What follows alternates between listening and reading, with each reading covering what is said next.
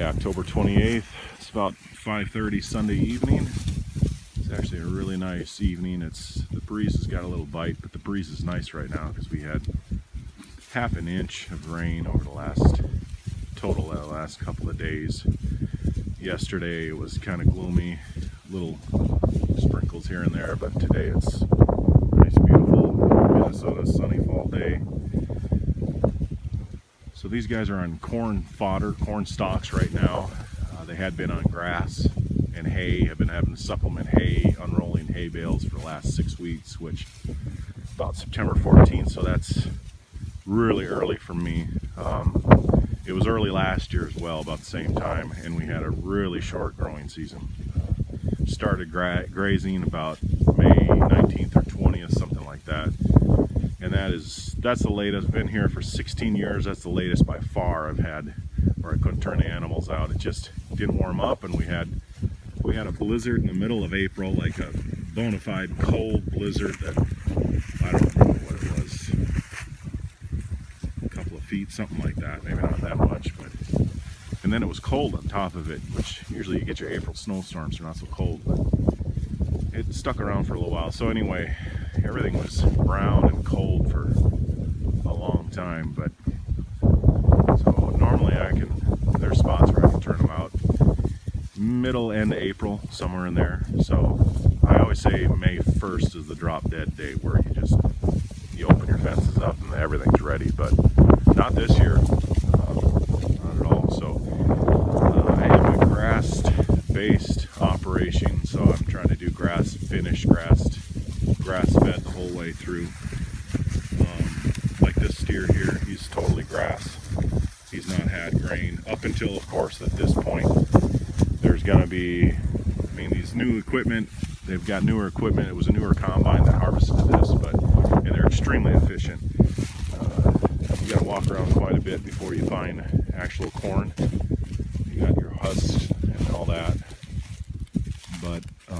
but they still get some. So technically, I would not say these would be grass-fed, but I'm such a small operation that I'm not gonna have to worry about it. I'll just tell any customers I might have that this is the deal.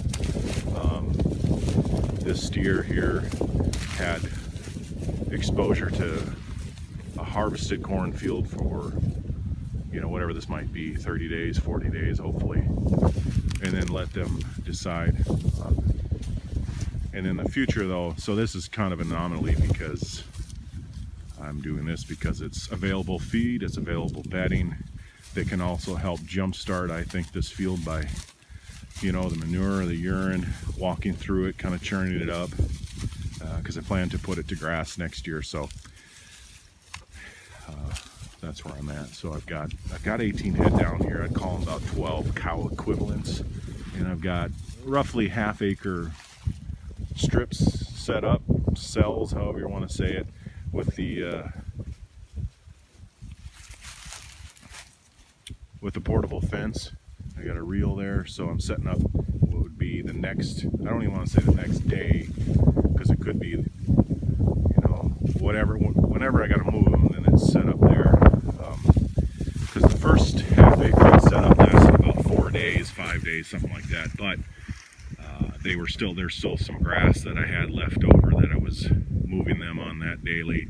And then I unrolled a round bale out here for extra supplement. Also, it was some hay I wanted to try out. There's a neighbor that's got a pretty good pile of hay, so I wanted to look at it. And I think they need supplement. I don't like the big transition from grass hay to just pure corn fodder. I don't think it'd be enough. Most of the cows are still nursing. Well, I guess I'd say all the cows are, but then there's like that black white face, that big steer. He's keeping him to finish. He should finish out next spring, and then a couple of heifers. It's actually 3 heifers that are hopefully bred, and then I got another white steer from last year's crop. Those two, the white steer and the black white face, are 6 months apart. Normally they'd be all born at the same time. The black white face I bought his mother when when she was pregnant and she was going to calve it. She calved in December of 2016. So now she's on schedule. She had a heifer this year. No, that's a bull calf. So it's a KM. So I will, I'm so small right now with the operation. I'm not too concerned. It doesn't mean I won't let people know. I won't just say, hey, they're grass fed. That's it. I will say they're mostly grass fed. But here's the catch. I didn't want to just let this go to waste. I could have paid someone to bale this, but why? Let them come out here, use their own feet instead of a tractor and diesel and all that. And because I don't know what it would have been, 15, 20 bucks or something to bale this, and then shortly after they harvested this, it rained, so it doesn't make for very good bedding. And they eat a lot of this too, but at any rate, I've got 8 calves, so 2 of them I hope to keep back. They're heifers, and I want to replace, a replacement. Actually, not even a replacement, they're building herd heifers. I guess they are kind of replacements because I've probably got 2 cows that need to go. One cow was open and she lets everybody nurse on her, even yearlings. And then the other cow got a little sick this spring. It was a little rough, but we treated her and we got her coming back around, and she's filled in everything. But her udder looks weird, so I'm just not going to keep her. Those are tough decisions too. That one I'm talking about, she lets everybody nurse on her. Actually, I got another calf to be on her last year plus her own, because the other calf lost its mother and she had so much milk.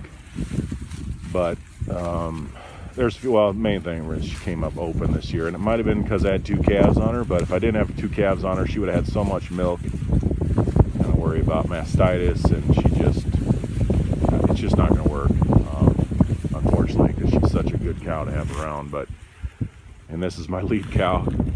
People wonder why the heck I've got a longhorn, but she's a super easy keeper. She's hardy, she's tough.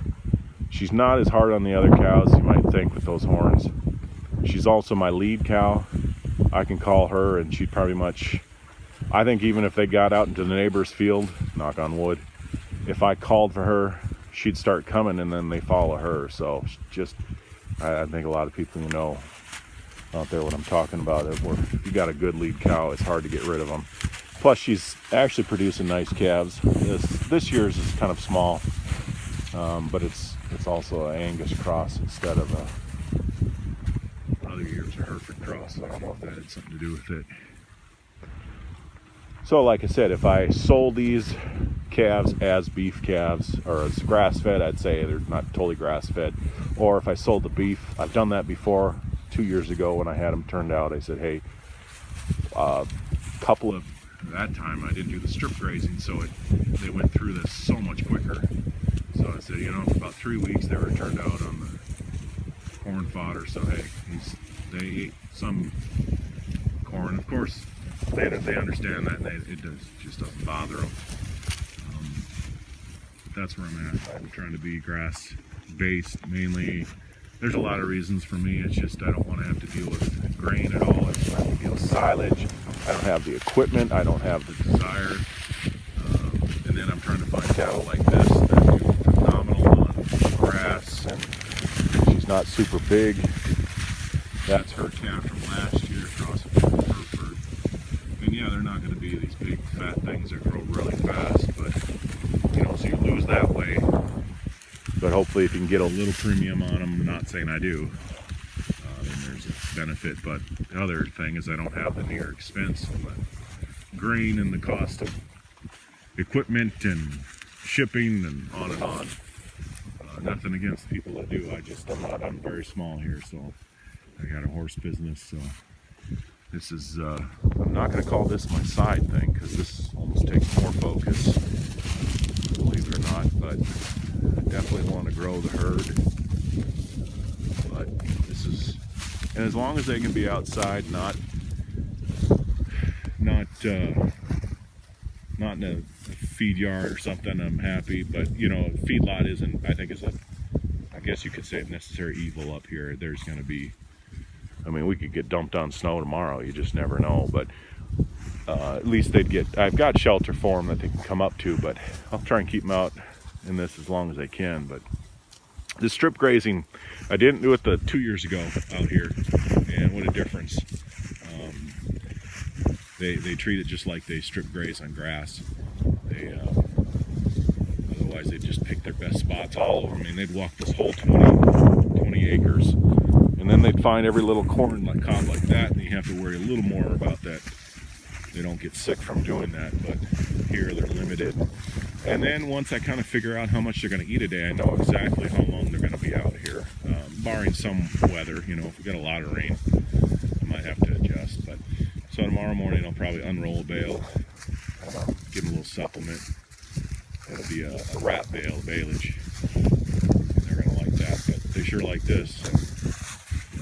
I thought they'd last a little longer in that half acre I put them in this morning, but they were hollering at me when I came down here. Now they're happy.